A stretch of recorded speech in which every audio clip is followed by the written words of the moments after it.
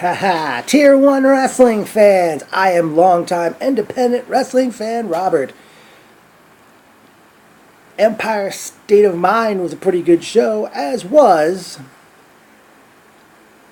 Pro Wrestling Bam, which got things underway. And actually, when I came to the door, the first match was being brought to the ring, as we saw the game changer Aaron Bradley defeat the unpredictable Jay George, who had Pinky Sanchez in his corner. After being defeated, Jay George wanted Pinky to give him a double stomp from the top rope, and he actually did it. I forgot the name of the promotion that match was presented by. But the second match of the show was presented by CZW's Dojo Wars, as Josh Adams defeated Jimmy Lloyd. Up next, we saw Dickie Rods defeat Top Shelf Troy Nelson.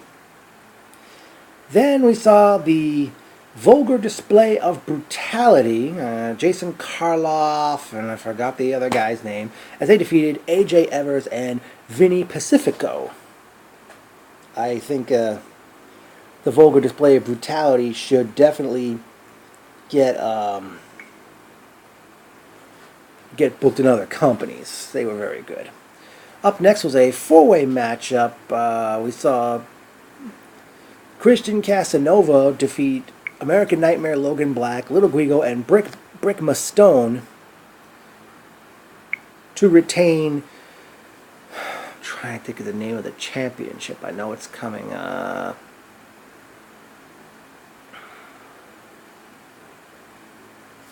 what was the name of that championship that Christian Casanova retained? By the way, the BAM, Pro Wrestling BAM, stands for Brilliant All-Star Mat Work. What was the name of that championship he had? But I'll probably get back to it. But up next we saw Vacation Juba defeat Des Monroe by disqualification. Monroe, I think, used his championship belt, and because of the disqualification, his championship did not change hands. However, Juba took his drink in a coconut and hit Dez in the head with it. By the way, some of that coconut water landed on me and the ladies sitting by me. By the way, the championship Christian Casanova retained was the Liberty States Wrestling Heavyweight Championship, and the championship Des Monroe retained, even though he was disqualified, was the Crossroads Wrestling Heavyweight Championship. Then it was time for a six-man tag team match, as we saw Team Better Than You, Brian Johnson, Adam Chandler, and Justin Pusser, or is it Puser, with Miss Jasmine in their corner. They defeated Joey Ace and the Perfect Strangers, Marcus Marquis and Andros the Greek. And yeah, I couldn't help but think of the Perfect Strangers television show. That was awesome. That was very funny.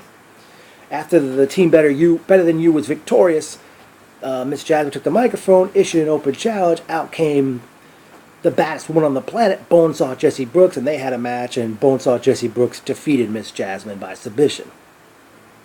And to wrap up Pro Wrestling BAM, we saw a tag team match as the Higher Society, Jess Neff and Jason Carrion, defeated the CAM, C-A-M-N-A-N Connection, Cam Zagami and All Good Anthony Green. By the way, the one guy in the vulgar display of brutality it was Jason Karloff and Mark House, H-A-U-S-S. Now, I thought this was very good, and I give kudos to the ring announcer Tony. I'm sure it's spelled T-O-N-I, not T-O-N-Y. She would announce like 5 minutes gone by in the matchup, and she did very good. It was very unfortunate that as one third of Better Than You bounced off the rope, she was knocked off the apron. I thought that reminded me of the time Charlie Haas did that to Lillian Garcia in the WWE. But then it was time for the Tier 1 portion of the show, Empire State of Mind. That show began with a match presented by Creator Pro Wrestling, as Max Caster defeated Maxwell Jacob Feinstein to retain the Creator Pro Heavyweight Championship. And I do think this was a very good match, and I really want to see a Creative Pro show someday. But I wish they wouldn't run on Sundays, especially with football season coming up. The next match was presented by Valkyrie Women's Wrestling. I wish they would come back and do shows again. As The Rack, Nikki Adams, with Katrid in her corner, defeated Damaris. This was a very good matchup, and again, hopefully Damaris gets booked in other companies, and Nikki Adams picked up the win, and I wish Valkyrie would come back already. I forgot the promotion that presented this next matchup, but we saw Ace Romero defeat All Good Anthony Green.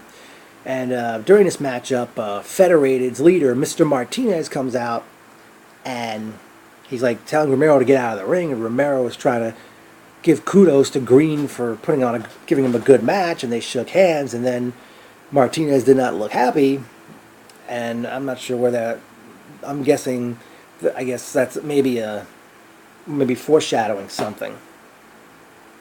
Then it was time for the Wild Style Battle Royal, where all the tag teams who won first round matches in the tournament, they were in this matchup. Now, they were going to do, the Battle Royal would continue until there were 4 teams left, and then they'd have a 4-way match to crown the first ever tag team champions. Now, the teams that got eliminated from the Battle Royal were Certified Sexy, the Indie Card Mafia, the Minutemen, and Flawless and Lawless. So we had our 4-team set, and the 4-way tag title match was on. First, I forgot who got the pinfall, but the team Monkey Flip, Travis Flip Gordon, and the Space Monkey were eliminated. First team eliminated.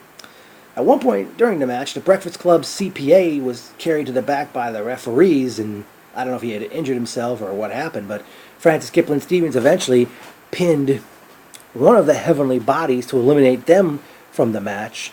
And then Francis Kipling was all alone with Cutthroat Kings, Joey Ace, and Logan Black.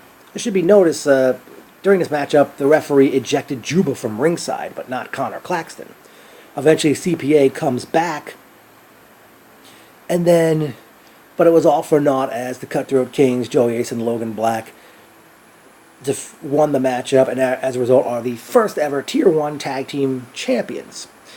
I'm wondering if they're going to exercise that Fabulous Freebirds rule, since there are 4 members of this group. And I did notice that I think Connor Claxton was in the Battle Royal, but yet he wasn't in this tag match.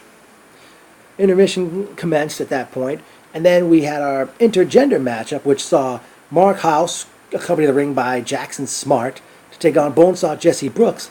And during the matchup, this one individual from the New York State Athletic Commission stopped the match, saying that intergender wrestling is not allowed, and referee Chris Levin, who happens to be the boyfriend of Bonesaw Jesse Brooks, he took the microphone asking him to say, hey, you condone sexism, and I forgot what other things he said, and there was a big argument, behind closed doors, and my understanding, they stopped the match at that point, but then they continued the show as we had a 5-way match, as we saw Scott Wilde defeat Brian Fury, Xavier Bell, Pinky Sanchez, and Jeremy Leary to retain the Blitzkrieg Bedlam Championship. One thing I didn't mention earlier on, Scotty Priest came to the ring and he had a microphone and he was saying, I don't have a match on this show, and he said he wasn't leaving until he got a match. Out came Brute Van Slyke, and he did a number on Priest. And it got to the point where he took the microphone. He said he was looking for elite athlete Mike Orlando, but he says that Orlando seemed more yellow than green, and plugged the fact that they'll go one-on-one at Battle Club Pro Wrestling's debut show on Saturday night, October the 1st in the Bronx, New York. But that was early in the show, and I forgot what else he had to say. Back to the match here. Sonny Kiss defeated Dick Justice. Wrestling's richest prize, Mr. Darius Carter defeated Mr. Athlete Jeff Cobb to retain the Warriors of Wrestling No Limits Championship. At that point, we were all thinking the show was over, but then the ring announcer told the crowd, don't go anywhere, we've got one more match. And it turned out to be the match that was stopped earlier in the show between Mark House and Bonesaw Jesse Brooks, as I guess some type of agreement was made between Tier 1 Wrestling and the New York State Athletic Commission. Bonesaw Jesse Brooks got the victory, making Mark House tap out, and the whole roster from the Tier 1 show, and I don't know how many were left from the Pro Wrestling BAM show earlier in the evening, they all surrounded the ring as a way of celebrating. Darius Carter actually entered the ring and looked at me. I thought he was about to attack Brooks and tarnish the whole thing. He just looked right at her. They were eye to eye, and then Darius leaves the ring. So, no, I'm not certain what that was supposed to prove or if that's going to go somewhere.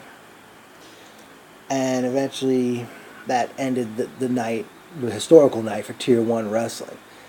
Personal notes, great sitting with Melissa and Nicole. Great seeing Peter Gilmore, Eric Cooper, Kevin, Thomas, Andrew.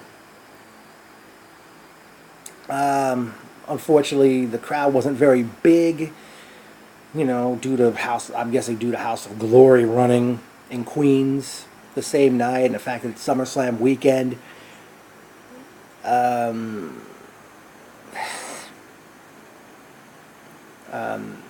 there was no word mentioned on the next Tier 1 show yet. Well, what I do want to point out about this individual from the New York State Athletic Commission, because I understand referee Chris Levin did post on Facebook about how this whole ordeal, everything went down.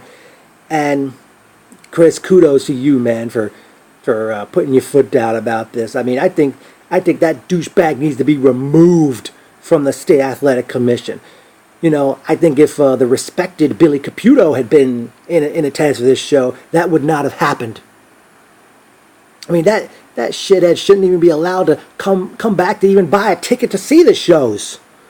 Hopefully, if legal action is taken against this idiot, against this butthead of a Nimrod, of a moron that he is. And he did look like an old buzzard to me. So who knows how much? So who knows? Hey, he's gonna have a position too long. I mean, quite frankly, you know what? I mean, it's stuff like this that gives the New York State Athletic Commission a bad name. This is what's not needed in the world or in wrestling or anywhere in the world for that matter. It's 2016. Not everybody will change. I will say not everybody's going to change with the times, but come on. Where do you draw the line? Chris Levin, once again, kudos to you, man. And can't wait for the next Tier 1 show. And I hope you're not, if Tier 1, I hope you're not going to run on Sundays during football season.